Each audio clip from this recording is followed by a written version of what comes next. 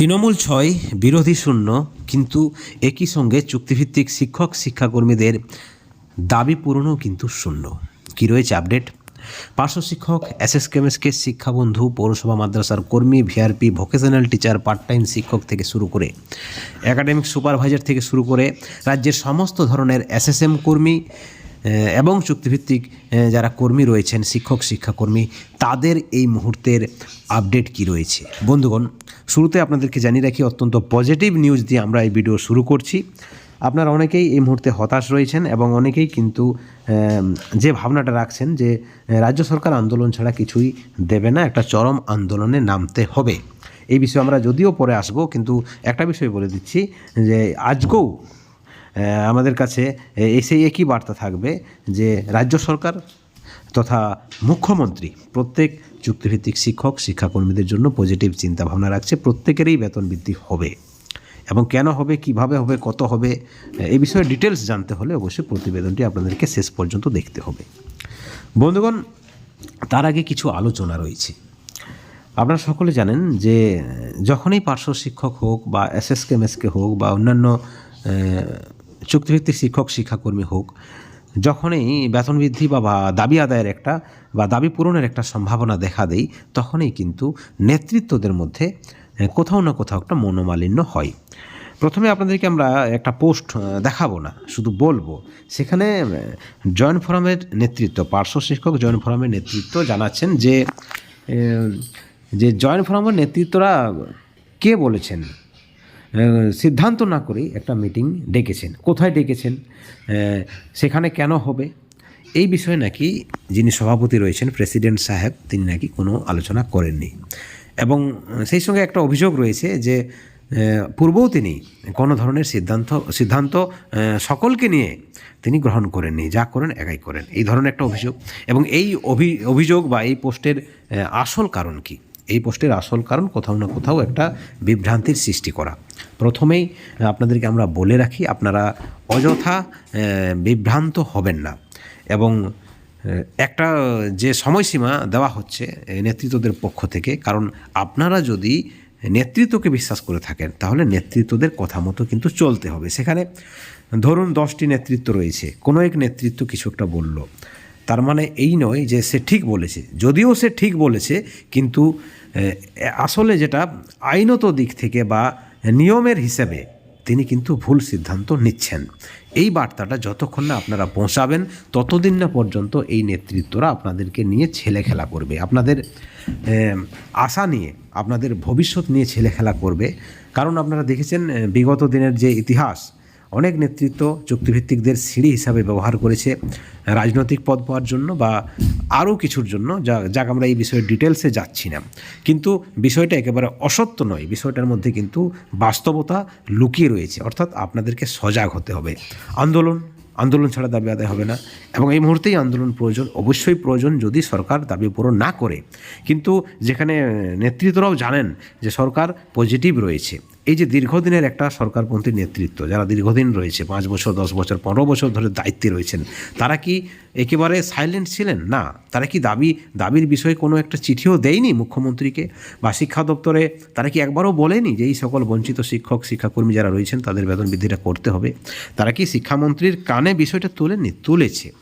যাই হোক, হয়নি, সেটা আপনারা ভাগ্যের দোষ বলুন বা পরিস্থিতির শিকার বা রাজনীতির শিকার যাই বলুন, সরকারের বঞ্চনা যাই বলুন, আপনাদের ভাষায় যেটাই বলবেন সেটাই কিন্তু মানানসই হবে। কিন্তু বিষয়টা হচ্ছে দাবি আদায় না হওয়ার জন্য কি আপনারাও কোথাও না কোথাও দায়ী হচ্ছেন না? বা নেতৃত্বদের সঠিক যে একটা পরিকল্পনা, তার কি প্ল্যানিংয়ের কি অভাব নয়? বিষয়টা ভাবার, বিষয়টা একতরফা ভাবলে হবে না, সব দিক থেকে ভাবতে হবে। যাই হোক, এই বিষয়ে আমরা যাচ্ছি না। আপনারা এই বিষয়ে অত্যন্ত অভিজ্ঞ এবং বিচক্ষণ, বা আপনাদের যথেষ্ট রয়েছে, এক্সপিরিয়েন্স রয়েছে। যাই হোক, যা ভুল ভ্রান্তি হয়েছে অতীতে, সেই ভুল থেকে শিক্ষা নিয়ে সঠিকভাবে দাবি আদায়ের পথে চলতে হবে। অনেকে বলছেন চরম আন্দোলন করতে হবে, কিন্তু অনেকেই বলছেন, কারা বলছেন? সোশ্যাল মিডিয়াতে এই ধরনের বহু ঝড়, বহু প্রতিবাদ আপনারা দেখে থাকবেন বিভিন্ন সময়ে, কিন্তু সেই সকল ব্যক্তিরা কিন্তু রাস্তায় নামেননি। অর্থাৎ সোশ্যাল মিডিয়াতে ঝড় তোলা মানে যে সকলেই আসবেন রাস্তায় বা প্রতিবাদে সামিল হবেন বা আন্দোলনে সামিল হবেন, তারা কিন্তু হয় না। অর্থাৎ উস্কানিতে পা দেবেন না, বিভ্রান্তিতে পা দেবেন না এবং বিতর্ক করবেন না। নেতৃত্বরা পরিষ্কার জানাচ্ছেন, বিশেষ করে আপনাদেরকে আমরা জয়েন্ট ফোরামের যে বার্তা রয়েছে এই মুহূর্তে, তারা মুখ্যমন্ত্রী দপ্তরে 1/3/2024 স্ল্যাব অনুযায়ী পার্শ্ব শিক্ষকদের বেতন বৃদ্ধি, শুধু পার্শ্ব শিক্ষক নয়, এসএসএম কর্মী যারাই রয়েছেন তাদের প্রত্যেকের বেতন বৃদ্ধি তারা একটা প্রস্তাব দিয়েছেন। সেখানে 1/3/2024 যে নির্দেশ, সেই নির্দেশ অনুসারে, এবং এই নির্দেশ রাজ্যের সমস্ত চুক্তিভিত্তিকদের কাছে অত্যন্ত একটা পছন্দের, এবং তারা ভাবছেন এই নির্দেশ যদি রাজ্য সরকার মানে সকলের জন্য, সকল ধরনের চুক্তিভিত্তিক শিক্ষক শিক্ষাকর্মী যারা রয়েছেন, তাহলে কিন্তু সকলেরই বঞ্চনার অবসান হবে এবং এই নির্দেশকে কার্যকর করাতে হবে। তার জন্য একটু সময় লাগবে এবং সেখানে নেতৃত্বরা আশাবাদী যে এই সরকারের মাধ্যমে হবে। আবার কেউ কেউ বলছে না, সরকারের বিরোধিতায় হবে। আবার অনেকেই বলছেন যে বিরোধিতা করে কিছু হবে না। আসলে এই যে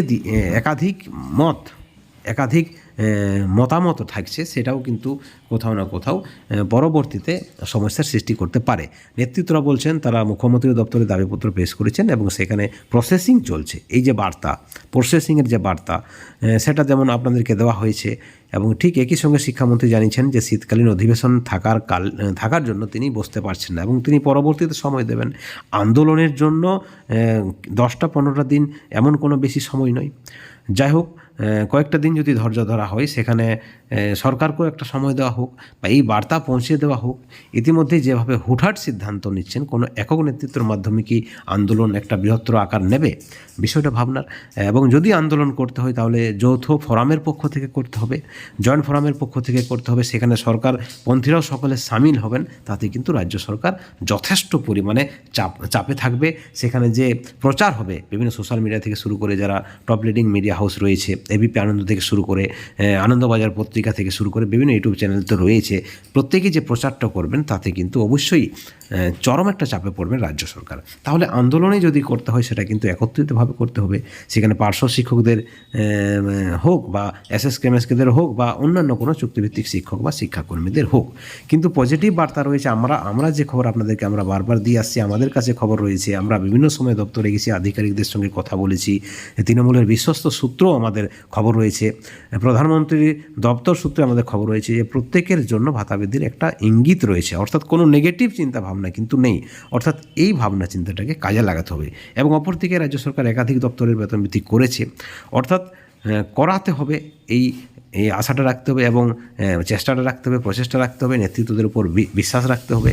এবং তারপরেও যদি নেতৃত্বরা বুঝেন যে কিছু হবে না, সেখানে তো আন্দোলন রয়েছে এবং এই আন্দোলন বৃহত্তর আকারে আন্দোলন করতে হবে। এই আন্দোলনের পরিণতিটা এতটাই ভয়ঙ্কর হতে হবে যাতে করে সরকারের কাছে আর কোনো উপায় না থাকে দাবি পূরণ না করে অযথা, এবং আন্দোলনের জন্য আপনারা প্রস্তুত থাকুন। অযথা তর্ক বিতর্ক করে নিজেদের এনার্জি আপনারা কেন নষ্ট করছেন?